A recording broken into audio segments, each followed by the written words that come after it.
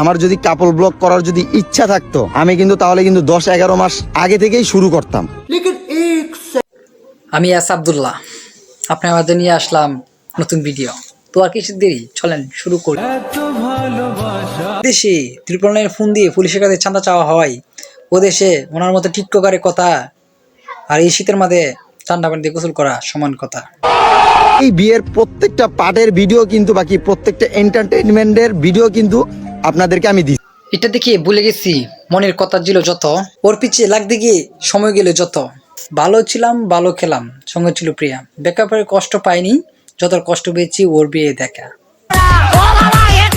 তো চলো ছাত্র থেকে হব গুরু। তো আজকে কিসের দেরি, নমিতা রাব্বির ভিডিও শুরু করি। যে আমি বিয়ের ভিতরে এত এত ভিডিও কি কারণে কল বলে দিচ্ছিলাম টিকটক সুপারস্টার নমিতা রাব্বির কথা। ফেনী এবং নোয়াখালীর বন্যাতে 10,000 টাকার টান নিয়ে 56টা ব্লগ আর 368টা রিলস ভিডিও করেছি। এখন আসি আমাদের টিকটক সুপারস্টার বিয়েতে কেমন টাকা খরচ করলো। সেই টাকা উঠাতে গিয়ে 103টা ব্লগ করছে আর 256টা রিলস ভিডিও করেছি। যদিও আমাদের টিকটক সুপারস্টার নমিতা রাব্বি ওই কথা আমাদের দ্বিমত করতে আছে। খরচ উড়ানোর জন্য যদি অনুষ্ঠান করতাম তাহলে ভাই 6-7 লাখ টাকা খরচ কইরা আমার বাপে আমার এই এত বড় অনুষ্ঠান করতো।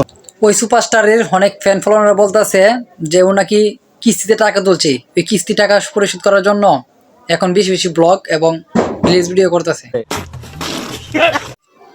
আমাদের টিকটক সুপারস্টার বারবার কিন্তু ক্লিয়ার করতেছে, কিন্তু অনেক ফ্যান ফলোয়ার বিশ্বাস করতেছে না। তারপরও কি বাধ্যতামূলক মুখ খুলতে হয়েছে। তবে অন্য মেয়ে নিয়ে ভিডিও বানানোর চাইতে মানে ওয়াইফের সাথে ভিডিও বানানো এই জিনিসটা ভালো। তো ভিডিওটা আজ এই পর্যন্তই। ভালো লাগলে চ্যানেলটা সাবস্ক্রাইব করবেন। আল্লাহ হাফেজ।